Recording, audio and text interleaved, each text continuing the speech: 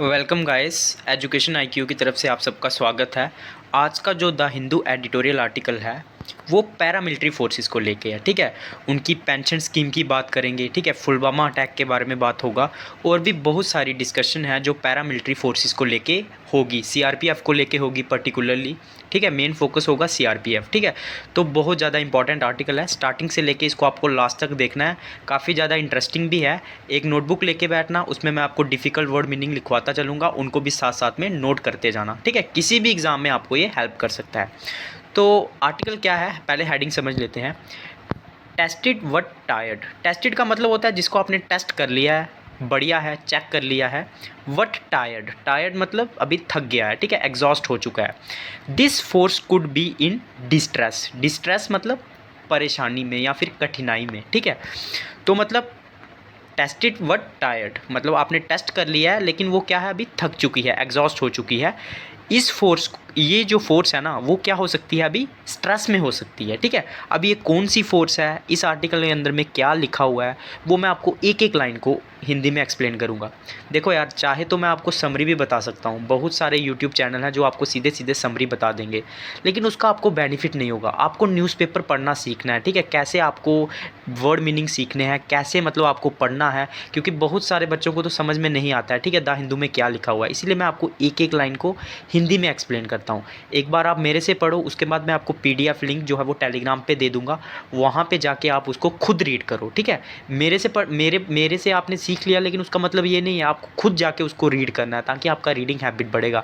फिर आपको कुछ समय बाद शायद मेरी भी ज़रूरत नहीं पड़ेगी, आप खुद ही न्यूज़पेपर जो है वो पढ़ लोगे। ठीक है, तो स्टार्ट करते हैं यार, टाइम वेस्ट नहीं करेंगे। जो मैंने आपको बताना था वो बता दिया। ठीक है, वीडियो लास्ट तक देखना। तो स्टार्ट करते हैं। ए day of remembrance of the Pulwama attack past yet again last this month. तो पिछले महीने आपको पता है फरवरी में तो क्या हुआ था, जो पुलवामा अटैक हुआ था 14 फरवरी को, वो फिर से जो है वो जो दिन था वो चला गया। ठीक है, पिछले महीने। The attack that happened on February 14, 2019 claimed the lives of 40 personal who were the part of central reserve police force. आपको पता है सीआरपीएफ के जो वहाँ पे जो 40 जवान थे वो मारे गए थे उस अटैक में। ठीक है, उसके बाद इंडियाज़ लार्जेस्ट पैरामिलिट्री फोर्स, तो इंडिया की जो लार्जेस्ट पैरामिलिट्री फोर्स है वो भी जो है वो सीआरपीएफ है। The Pulwama attack was different as it resulted in unprecedented public outcry. Outcry का मतलब आपको पता है कि काफ़ी ज़्यादा जो है वो हल्ला हुआ था, काफ़ी ज़्यादा जो लोगों को वो तकलीफ़ हुई थी। तो आउटक्राई का मतलब यही होता है कि चिल्लाना। ठीक है, तो मतलब सबसे ज़्यादा शोर शराबा हुआ था पुलवामा अटैक के बाद, क्योंकि काफ़ी ज़्यादा जो लोग थे वो सपोर्ट में आ गए थे। ठीक है, तो क्या हुआ था, पुलवामा अटैक जो था वो डिफरेंट था क्योंकि as it resulted in unprecedented public outcry. Unprecedented का मतलब क्या होता है, जो पहले कभी नहीं हुआ था, नेवर हैपेंड बिफोर। इसको कॉपी पे नोट कर लीजिए, और जो रेगुलर मेरे सेशंस देख रहा होगा ना उसको पता होगा अनप्रेसिडेंटेड का मीनिंग क्या होता है, क्योंकि मुझे लगता है हर तीसरे दिन द हिंदू ये वर्ड यूज़ करती है। ठीक है, तो ऐसा कुछ हुआ जो पहले कभी नहीं हुआ था। ठीक है, अनप्रेसिडेंटेड। ठीक है, इस अटैक के बाद ठीक है पब्लिक जो थी वो काफ़ी आउटक्राई हुई, मतलब काफ़ी पब्लिक जो थी वो गुस्से में थी। The emotional response it evoked in the country cut across all section of the society. तो जो इमोशनल रिस्पॉन्स था ना, इट इवोक्ड, इवोक का मतलब क्या होता है ये भी आप लोग लिख लीजिए, बहुत सारे बच्चों को पता भी होगा, मतलब पैदा करना, जो प्रोड्यूस हुआ। ठीक है, मतलब जो रिस्पॉन्स था, इमोशनल रिस्पॉन्स जो रिस्पॉन्स हुआ ना, जो प्रोड्यूस हुआ इन दी कंट्री, कंट्री के अंदर, वो सारी सेक्शंस ऑफ सोसाइटी में चला गया। ठीक है, मतलब हर सोसाइटी ऑफ सेक्शंस में था। As a force the CRPF takes everything in its stride. मतलब एज ए फोर्स की अगर बात करें, जो सीआरपीएफ है ना, स्ट्राइड का मतलब होता है डेवलपमेंट, मतलब अपनी डेवलपमेंट के अंदर वो सब कुछ जो है वो लेती है। ठीक है, अपनी डेवलपमेंट के लिए। स्ट्राइड का मतलब होता है प्रोग्रेस, डेवलपमेंट। ठीक है, मतलब जो भी वो कर सकती है वो करती है। Before this dark day on April 10, 2010, 76 CRPF personal were failed by left wing extremist numbering in their hundreds. ठीक है, तो इस जो पुलवामा अटैक हुआ था ना, उससे पहले 6 अप्रैल 2010 को 76 सीआरपीएफ जो पर्सनल थे वर फेल्ड का मतलब होता है उनको गिरा दिया गया, मार दिया गया, बाय लेफ्ट विंग एक्सट्रीमिस्ट, जो कि मतलब हंड्रेड्स की तादाद में थे, ठीक है। तो लेफ्ट विंग एक्सट्रीमिस्ट क्या होता है, नक्सलिज्म, ठीक है। तो नक्सलिज्म ने उनको मारा था इन दंतेवाड़ा जो डिस्ट्रिक्ट है छत्तीसगढ़ में, वहाँ पे ये हादसा हुआ था। It is saddening that this terrible attack faded away from public attention even though it was another dark day. मतलब ये काफ़ी दुखद है कि जो ये टेरिबल अटैक था ना, ये फेडेड अवे हो गया मतलब धुंधला हो गया, किसी को याद नहीं था, ठीक है। पब्लिक अटेंशन से मतलब ये इतना, इसको लोगों ने इतना रिस्पॉन्स नहीं दिया और लोगों की यादों से ये चला गया। हालांकि ये जो अटैक था वो भी क्या था, एक डार्क डे था, मतलब, ठीक है। इट रिमेन्स की deadliest attack on security forces, ये भी एक डेडलीस्ट अटैक था सिक्योरिटी फोर्सेज पे इन एनी काउंटर इंसर्जेंसी और एंटी टेररिस्ट ऑपरेशन। अगर किसी हम लोग एंटी काउंटर इंसर्जेंसी या फिर एंटी टेररिस्ट ऑपरेशन की बात करें इंडिपेंडेंट इंडिया में, तो ये सबसे बड़ा डेडलीस्ट अटैक जो है, मतलब one of the deadliest attack जो है वो माना जाता है। क्यों? अब काउंटर इंसर्जेंसी क्या होती है, पहले इंसर्जेंसी क्या होती है। इंसर्जेंसी होती है जैसे कुछ लोग जो हैं वो क्या करते हैं, गवर्नमेंट के खिलाफ खड़े हो जाते हैं, ठीक है, कुछ टेररिस्ट ग्रुप, उसको बोलते हैं इंसर्जेंसी। मतलब इंटरनल डिस्टर्बेंस हो जाती है अगेंस्ट दी गवर्नमेंट, ठीक है। गवर्नमेंट के खिलाफ जो है वो कुछ लोग क्या करते हैं, खड़े हो जाते हैं। और काउंटर इंसर्जेंसी का मतलब हो गया इंसर्जेंसी के लिए कुछ काउंटर करना, ठीक है, उसको दूर करने के लिए कोई ऑपरेशन करना, या फिर उसको बोलते हैं एंटी टेररिस्ट ऑपरेशन, ठीक है। तो ये काफ़ी डेडलीस्ट था। उसके बाद ए वार्निंग साइन, मतलब चेतावनी का साइन क्या है हमारे लिए। The internal security scenario in our country has been showing marginal improvement, especially in insurgency affected north east India. तो जो इंटरनल सिक्योरिटी सिनारियो है ना हमारी कंट्री में, ठीक है, वो क्या कर रहा है, मार्जिनल इंप्रूवमेंट दिखा रहा है, मतलब कम इंप्रूवमेंट दिखा रहा है। स्पेशली अगर हम लोग जो insurgency effective north east India की बात करें, जहाँ पे काफ़ी ज़्यादा जो है वो इंसर्जेंसी ग्रुप हैं, ठीक है, काफ़ी ज़्यादा, मतलब उल्फा वगैरह का भी आपने नाम सुना होगा। तो काफ़ी ज़्यादा नॉर्थ ईस्ट में जो है वो इंसर्जेंसी ग्रुप पाए जाते हैं जो गवर्नमेंट के खिलाफ लड़ते हैं, ठीक है, और टेररिस्ट जो है वो एक्टिविटीज़ करते हैं। तो मतलब जो इंटरनल सिक्योरिटी की हम लोग बात करें ना, जो कंट्री के अंदर है, वो क्या है, मार्जिनल इंप्रूवमेंट, मतलब कोई ज़्यादा इंप्रूवमेंट जो है वो नहीं दिखाता है, खास करके जो इंसर्जेंसी इफेक्टेड एरिया है, ठीक है। But one can say that there has been insignificant improvement in left wing extremist areas and also terrorist affected areas। और मतलब हम कोई ये भी बोल सकता है कि जो यहाँ पे क्या हुआ है, इनसिग्निफिकेंट, मतलब अच्छी इंप्रूवमेंट नहीं हुई है, जो कि लेफ्ट विंग एक्सट्रीमिस्ट एरिया है। मतलब लेफ्ट विंग मतलब जहाँ पे नक्सली वगैरह पाए जाते हैं, ठीक है, and also terrorist affected area, और जो टेररिस्ट अफेक्टेड एरिया है, ठीक है, वहाँ पे कोई ज़्यादा जो है वो इंप्रूवमेंट नहीं हुई है, इनसिग्निफिकेंट इंप्रूवमेंट हुई है, ठीक है, ये भी हम लोग बोल सकते हैं। It is here that point about deployment level of relevance. तो डिप्लॉयमेंट का जो लेवल है ना, मतलब किस फोर्स को कहाँ पर डिप्लॉय करना है, ये जो पॉइंट है ना, ये भी रेलिवेंस है उठाना। रेलिवेंस का मतलब होता है सही है, उचित होगा। अगर हम लोग इसको पॉइंट आउट करेंगे कि किसको डिप्लॉय करना है, किसको नहीं करना है। D induction of the Indian army, D induction का मतलब होता है कहीं से हटा देना, ठीक है, has taken place with the void filled by the mainly by the CRPF. मतलब जहाँ से भी जो है वो आर्मी हटती है ना, तो उसका जो वॉइड होता है, मतलब जो खाली जगह होती है, वो मेनली कौन फील्ड करता है, वहाँ पे सीआरपीएफ को लगा दिया जाता है। उसके बाद hence personnel of this forces continue to be task without carrying out hard duties, ठीक है। उसके बाद आवर स्ट्रेस्ड विदाउट रेस्ट और एनी रेस्पाइट। तो क्या होता है ये मैं आपको समझाता हूँ, एक सेकेंड। तो क्या होता है, hands personnel of this force, मतलब इस फोर्स के जो पर्सनल है ना, वो continue to be task with carrying out hard duties, मतलब उनको हार्ड ड्यूटीज़ करनी पड़ती है। क्योंकि आपने भी देखा होगा मेनली जो सीआरपीएफ है ना, वो काफ़ी जो है वो टेररिस्ट या फिर ख़तरनाक एरियाज़ में लगाई जाती है, ठीक है। तो उनको क्या करना पड़ता है, हार्ड ड्यूटीज़ करनी पड़ती हैं विद आवर्स रेस्ट, मतलब उनको खींचा जाता है, ज़्यादा ड्यूटी करवाई जाती है विदाउट एनी रेस्ट और रेस्पाइट। रेस्पाइट का मीनिंग भी रेस्ट होता है, मतलब विदाउट रेस्ट दिए बिना उनको क्या करवाया जाता है, हार्ड ड्यूटीज़ जो है वो करवाई जाती है। एज ए कॉन्सिक्वेंस उसका रिजल्ट क्या होता है, ट्रेनिंग बिकम कॉम्प्रोमाइज। तो बीच में क्या होता है, जो ट्रेनिंग की ज़रूरत होती है ना किसी भी डिफेंस फोर्स को, वो क्या हो जाता है, कॉम्प्रोमाइज़ करनी पड़ती है, क्योंकि आप कंटिन्यू उनसे ड्यूटीज़ ले रहे हो, तो ट्रेनिंग जो है वो उनकी कॉम्प्रोमाइज़ हो जाती है, ठीक है। दी नीड टू होन टैक्टिकल स्किल्स। अब आप टैक्टिकल स्किल्स, अब आप होन का मीनिंग लिखिए, ठीक है। होन का मीनिंग होता है शार्पन, मतलब जो आपको स्किल्स को तेज करने की जो ज़रूरत है ना, कैन नॉट बी ओवरलुक्ड, उसको हम लोग इग्नोर नहीं कर सकते। हमें जो अपने स्किल हैं वो लगातार इंप्रूव करने पड़ेंगे, as it would adversely reflect in the operational capabilities of any force. क्योंकि ये जो मतलब जो ये स्किल्स है ना, जब ऑपरेशनल जब क्या होता है, ये जो स्किल्स है ना, at it would adversely reflect, ये क्या करते हैं, एडवर्सली मतलब बुरी तरह से रिफ्लेक्ट करते हैं, हमें दिखाई देते हैं जब ऑपरेशनल कैपेबिलिटीज़ की बात करती है हम किसी भी फोर्स के, ठीक है। जब उसको ऑपरेशन करना है ना, अगर उसके जो स्किल्स हैं वो शार्पन नहीं होंगे, अगर हम उसको लगातार इंप्रूव नहीं करेंगे, तो वो फिर ऑपरेशनल एक्टिविटीज़ में आपको साफ दिखाई देगा, ठीक है। मेकिंग देम वल्नरेबल, वल्नरेबल का मतलब होता है कमज़ोर कर देना।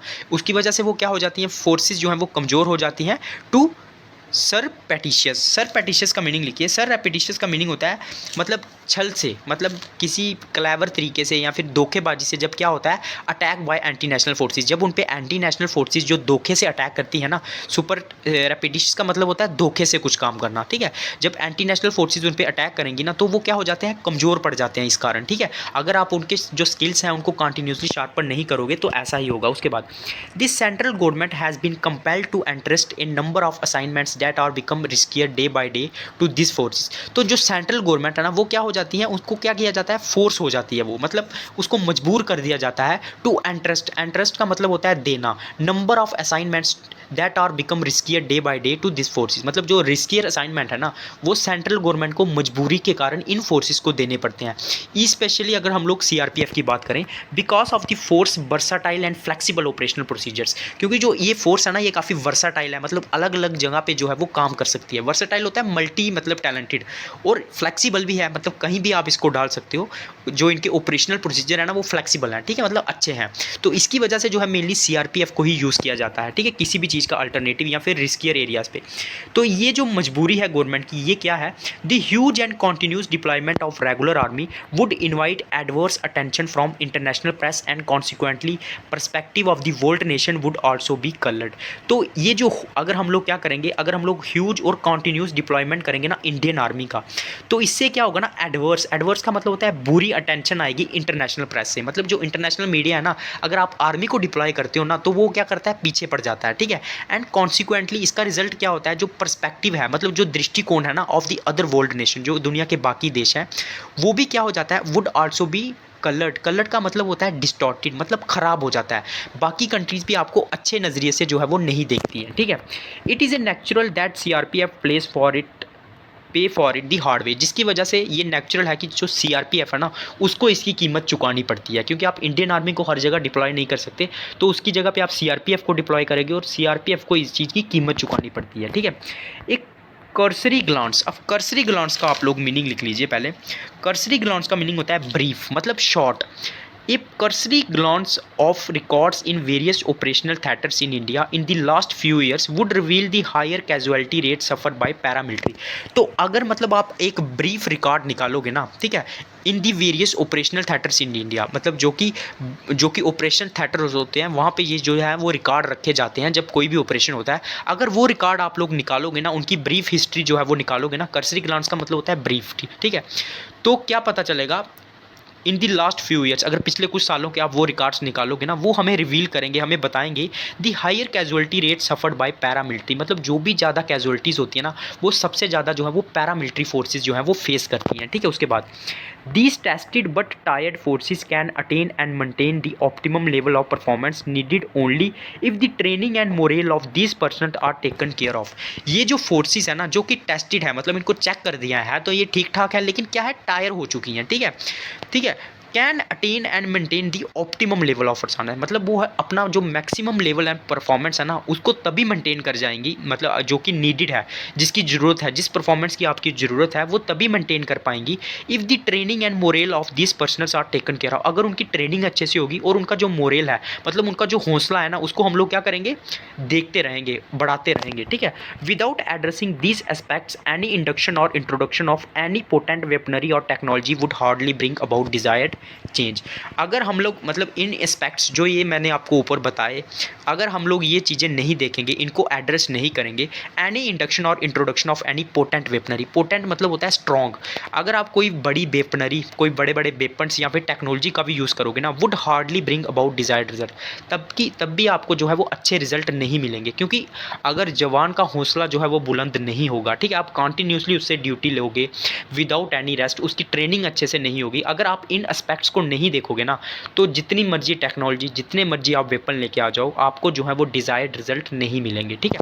अब नीड फॉर पैरिटी, अब पहले आप पैरिटी का मीनिंग लिखिए। पैरिटी का मतलब होता है समानता, मतलब सब जो डिफेंस फोर्सेस है ना वो एक समान होनी चाहिए, ठीक है। तो अब इसमें आथर ने क्या लिखा हुआ है मैं आपको बताता हूँ। What makes the observance of the Pulwama day different from previous years is that the former and their families turned up. मतलब मैं पहले आपको ये बता देता हूँ कि जो what makes the observation of Pulwama day, मतलब जो फुलवामा डे है उसकी जो ऑब्जर्वेशन हुई है वो प्रीवियस ईयर से कैसे डिफरेंट है, मतलब इस साल में ऐसा क्या हुआ है जो पिछले साल से अलग है। इज़ दैट फॉर्मर पर्सनल, मतलब जो अभी जो फुलवामा डे हुआ है ना, and their families turned up in large numbers in different part of the country to demand the old pension scheme. इस बार क्या हुआ है कि जो भी मतलब जो फुलवामा अटैक में जो मतलब लोग शहीद हुए थे, जो उनकी फैमिलीज़ है ना वो एक साथ इकट्ठी हो गई थी in different part of the country, अलग अलग पार्ट्स हैं जो कंट्री के, to demand the old pension scheme. उन्होंने क्या किया, ओल्ड पेंशन स्कीम की डिमांड की to serving members of the fraternity. Fraternity क्या होता है, जो मतलब एक साथ में काम कर रहे हैं, जिन लोगों के कॉमन इंटरेस्ट हैं, जो ब्रदरहुड हैं, ठीक है। तो जो मतलब अभी सर्विंग मेंबर हैं उनके लिए ओल्ड पेंशन स्कीम की बात की, ठीक है। The old pension scheme was stop from personal joining services after December 31, 2003। December 31 के बाद जो 2003 के बाद जो ओल्ड पेंशन स्कीम थी वो बिल्कुल ख़त्म हो गई थी, ठीक है। They cited the Delhi high court order of December 2022। उन्होंने क्या मतलब, साइटेड का मतलब क्या होता है, रेफरेंस देना, ठीक है, मतलब किसी चीज़ को आधार बनाना। उन्होंने जो दिल्ली हाई कोर्ट का ऑर्डर था दिसंबर 2022 का, that reiterated their status as a force under the category of armed forces of the union. जिसने क्या किया था, रीट्रीटेड का मतलब होता है दोहराना। दिल्ली हाई कोर्ट ने क्या बोला था कि इनका जो स्टेटस है ना वो किस चीज़ का है, आर्म्ड फोर्सेस ऑफ यूनियन का है, ये स्टेटस बताया था दिल्ली हाई कोर्ट ने, ठीक है।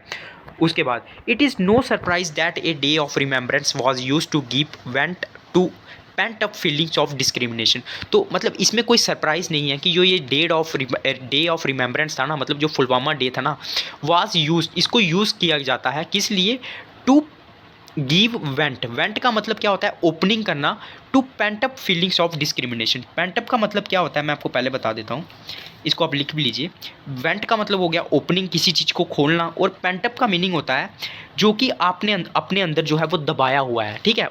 मतलब कोई जो फीलिंग्स है आपकी अपने अंदर जो दबाई हुई है उसको बोलते हैं पेंट अप। तो क्या मतलब होता है, was use to give up, give vent to pent up, मतलब उन फीलिंग्स को खोलना जो आपने अपने अंदर दबाई हुई है, बेंट अप फीलिंग्स, ठीक है, जो मतलब आपने दबा के रखी हुई है, ऑफ डिस्क्रिमिनेशन। डिस्क्रिमिनेशन बिस आ बिस, मतलब किसकी तुलना में, रेगुलर आर्म्ड फोर्सेस की तुलना में, जैसे इंडियन आर्मी हो गया, इंडियन नेवी हो गया, इंडियन एयरफोर्स हो गया। बिस आ बिस का मतलब होता है किसी की तुलना में, किसी के कंपैरिजन में, ठीक है। In matters that range from pension to service facilities such as canteen, stores, department. और किन मैटर पे, जो ओल्ड पेंशन स्कीम की बात कर रहे हैं हम, इन मैटर पे, और जो कैंटीन, स्टोर, डिपार्टमेंट है, इन मैटर पे क्या हुआ, हमने जो ये जो दिन था फुलवामा डे का, इसको यूज़ किया, ठीक है, to vent to pent up, मतलब उन फीलिंग्स को खोलना जो हमने दबाई हुई थी, अपना जो कंपैरिजन था उसको हमने देखा, मतलब जो डिस्क्रिमिनेशन हमारे साथ हो रहा है उसको हमने क्या किया, दिखाया। The fraternity is grieve that despite facing war like situation on a daily basis. तो ये जो फ्रेटर्निटी है, मतलब जिनके जो शहीद हुए थे घर वाले, उन्होंने क्या कंप्लेन की, that despite facing a war like situation, मतलब ये जो डिफेंस पर्सनल हैं या फिर जो सीआरपीएफ वाले हैं, ये क्या कंप्लेन करते हैं कि हम लोग भी जो है वो वॉर लाइक सिचुएशन जो है वो फेस करते हैं ऑन डेली बेसिस पे। A point that is recognize by the public and the judiciary. ये जो पॉइंट है ना, इसको पब्लिक भी मानती है और जो कोर्ट है ना वो भी मानती है। The government is reluctant to grant the paramilitary this benefits. लेकिन जो गवर्नमेंट है ना वो रिलक्टेंट है, मतलब वो इच्छुक नहीं है, ठीक है, वो नहीं चाहती है कि जो ये बेनिफिट है ना वो पैरामिलिट्री फोर्सेस को दिए जाएं। रिलक्टेंट का मतलब होता है अब इच्छा ना करना, ठीक है, मतलब मर्जी ना होना। गवर्नमेंट की जो है वो बिल्कुल भी मर्जी नहीं है कि पैरामिलिट्री फोर्सेस को ये बेनिफिट्स दिए जाएं, ठीक है। The important goal in observing Pulwama day should be to avoid a repeat of that day dark day in 2019।